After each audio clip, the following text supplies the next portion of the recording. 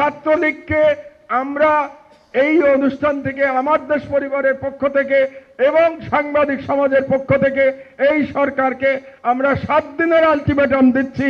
7 দিনের মধ্যে ছাত্রলীগকে সন্ত্রাসী সংগঠন করে নিষিদ্ধ ঘোষণা করতে হবে, অন্যথায় আমি সাংবাদিক সমাজকে মাঠে সাথে নিয়ে আমরা রাজপথে আন্দোলন শুরু করব এই অ্যাকশন নেওয়ার জন্য। এই সরকারের কাছে আমার কিছু দাবি আছে।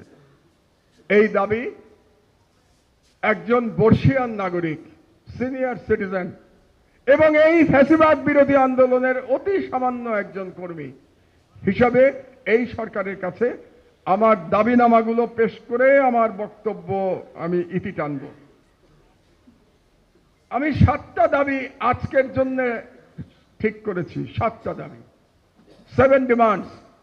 1 নম্বর ডিমান্ড, ছাত্র জনতার বিপ্লবে আহতদের দেশে ও বিদেশে যথাযথ চিকিৎসা এবং পুনর্বাসনের জন্য অনতিবিলম্বে একটি কমিটি গঠন করতে হবে। আমি ইউনূস সরকারকে আমার অভিজ্ঞতা থেকে একটা সাজেশন দিতে চাই। নেয়া না নেয়া ডক্টর ইউনূসের ব্যাপার। এই কমিটিটা 4 জন ব্যক্তির সমন্বয়ে আপনি করেন। 1 নম্বর ব্যক্তি স্বাস্থ্য উপদেষ্টা। কেন? কারণ যারা আহত তারা সবাই কোনো না কোনো হসপিটালে তারা চিকিৎসাধীন আছে। কাজেই স্বাস্থ্য উপদেষ্টার পক্ষে তাদের তালিকা পাওয়া খুব সহজ এবং কার কি সমস্যা এটা জানা সহজ। সুতরাং স্বাস্থ্য উপদেষ্টা। 2 নম্বর অর্থ উপদেষ্টা ডক্টর সালাউদ্দিন, কারণ তাদের দেশে বিদেশে চিকিৎসা এবং পুনর্বাসনের জন্য টাকা লাগবে। সেই টাকার বিষয়টা অর্থ মন্ত্রণালয়কে দেখতে হবে। কাজে কোঅর্ডিনেশনের জন্য অর্থমন্ত্রী লাগবে।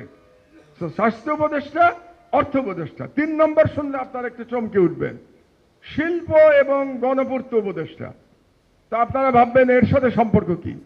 মন্ত্রণালয়ের সাথে সম্পর্ক নাই, ব্যক্তির সাথে সম্পর্ক আছে। কারণ ব্যক্তিটি হচ্ছেন আদিলুর রহমান খান। আদিলুর রহমান খান কে? তিনি একজন মানবাধিকার কর্মী, তিনি আন্তর্জাতিকভাবে সমাদৃত একজন মানবাধিকার কর্মী। আর এই যে চিকিৎসা এবং তাদের পুনর্বাসন, এটা মানবাধিকারের ব্যাপার। কাজে আদিলুর রহমান খানকে এই কমিটিতে লাগবে। 3 জন। আর 4 নম্বরকে, 3 জন তো বয়স্ক গেল, একজন তরুণ লাগবে না? আমাদের এই যারা লড়াই করেছে, যারা ভ্যানগার্ড ছিল বিপ্লবের, তাদের লাগবে না? সেটা হচ্ছে মাহফুজকে লাগবে। মাহফুজ হচ্ছে ডক্টর ইউনূসের রাজনৈতিক সচিব আর উপদেষ্টা, যাই হোক, সহকারী। কেন মাহফুজকে লাগবে? কারণ মাহফুজ ইজ দ্য চোখ এবং কান ডক্টর ইউনূসের, এবং সে রিপ্রেজেন্ট করে ইয়াং জেনারেশনকে। কাজে মাহফুজকে এই কমিটিতে লাগবে। আমি ডক্টর ইউনূসকে সাজেশন দিলাম, গ্রহণ করা না করা তার ব্যাপার। এই 4 জনের সমন্বয়ে আপনি অনতিবিলম্বে একটা কমিটি গঠন করে দেন। 2 নম্বর, বাংলাদেশ ছাত্রলীগকে অনতিবিলম্বে এই সপ্তাহের মধ্যে একটি সন্ত্রাসী সংগঠন ঘোষণা করে বেআইনি ঘোষণা করতে হবে, নিষিদ্ধ করতে হবে।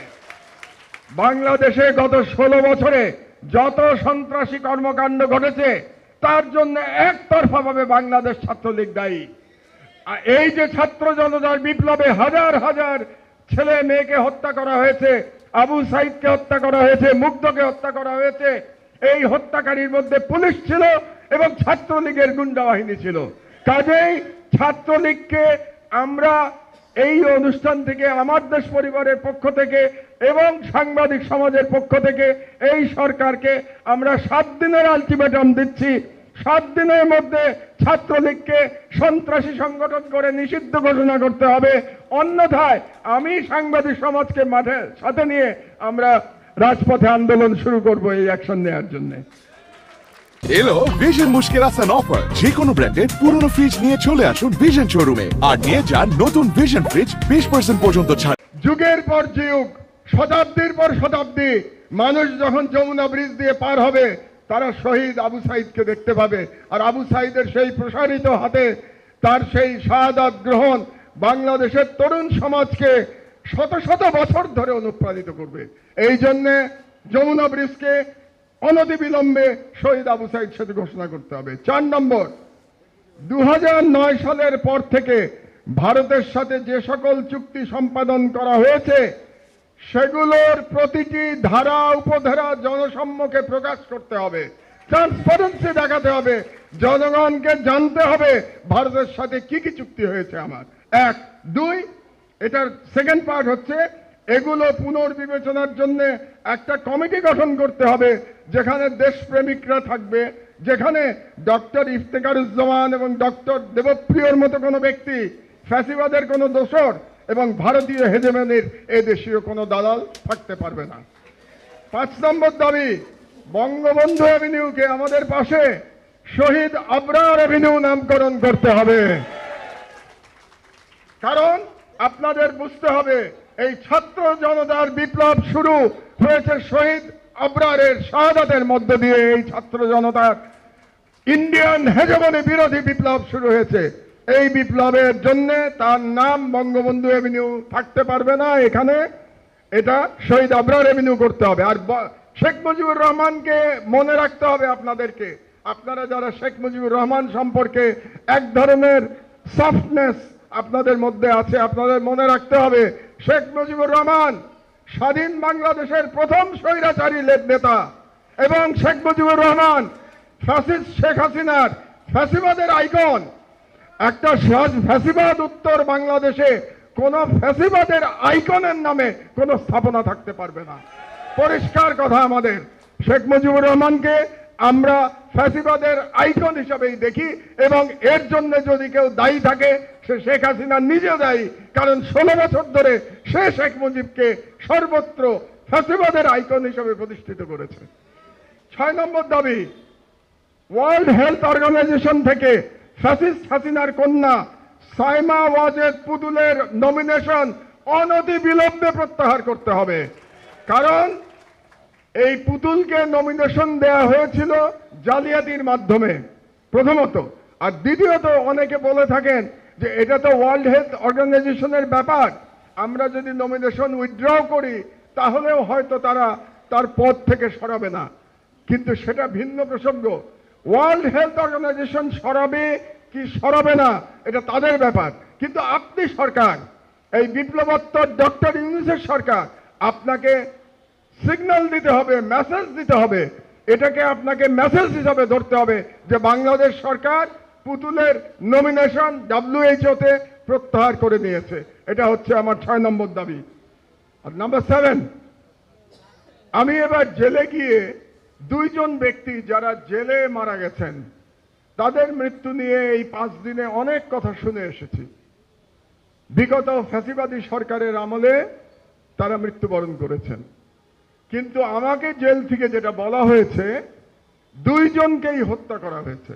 এটা জেলের 90% কয়েদিদের ধারণা, যে আমি নাম বলছি আপনাদেরকে একটু পরে, যে 2 জনকেই ফ্যাসিবাদী সরকার হত্যা করেছে। তার মধ্যে একজন আমার বন্ধু, আমার ক্লাস ফ্রেন্ড, বুয়েটের ছেলেরা আজকে এখানে আছে, তোমরা জেনে রাখো, যার কথা বলছি সে বুয়েটের ছাত্র, বুয়েটে আমার ক্লাস ফ্রেন্ড ছিল, তার নাম lieutenant general major brigadier general Rahim. Brigadier general Rahim জেলে বন্দী ছিল 10টা অস্ত্র মামলা এবং 21শে আগস্ট গ্রেনেড হামলার মামলায়, এবং তাকে বলা হয়েছে সে হার্ট অ্যাটাক করে মারা গেছে, কিন্তু আমাকে বলা হচ্ছে যে তার হার্ট অ্যাটাক হয়েছিল, তারপরে তার চিকিৎসা করা হয়নি। এখানে ডাক্তার একজন বসে আছে, ডাক্তার সালাউদ্দিন, তাকে যখন আইসিইউতে নিয়ে গেছে, আইসিইউ এর বিদ্যুৎ বন্ধ করে দেওয়া হয়েছিল, পাওয়ার ছিল না, আইসিইউতে কোনো ইলেকট্রিসিটি ছিল না, 2 থেকে 3 ঘন্টা ইলেকট্রিসিটি ছিল না। ওইখানে ওই অবস্থায় ব্রিগেডিয়ার জেনারেল রহিম মারা গেছে, রীতিমতো ছটফট করতে করতে মারা গেছে। এটা আমাকে একজন কয়েদি বলেছে, সত্য মিথ্যা আমি জানি না, আমি শুধু বললাম এই একজন। আর দ্বিতীয় ব্যক্তি বিএনপির নেতা নাসিরউদ্দিন পিন্টু। নাসিরউদ্দিন পিন্টুকেও বলা হয়ে থাকে রাজশাহী জেলে তাকে হত্যা করা হয়েছিল। কাজেই এই সরকারের কাছে আমার 7 নম্বর দাবি, আপিল বিভাগের একজন বিচারপতির নেতৃত্বে একটা বিচার বিভাগীয় কমিটি করতে হবে, তদন্ত কমিটি। সেই কমিটির দায়িত্ব হবে সমস্ত কাগজপত্র পর্যালোচনা করে ব্রিগেডিয়ার জেনারেল আমার বন্ধু ব্রিগেডিয়ার জেনারেল রহিম এবং আমার ছোট ভাই নাসিরউদ্দিন পিন্টু তাদের মৃত্যুর তদন্ত করা। এই 7টি দাবি আজকে আপনাদের এই অনুষ্ঠান থেকে জনগণের পক্ষ থেকে আমি সরকারের কাছে বললাম আমরা এই সরকারকে কিন্তু সহযোগিতা করতে চাই। ইনকলাব জিন্দাবাদ, বাংলাদেশ জিন্দাবাদ।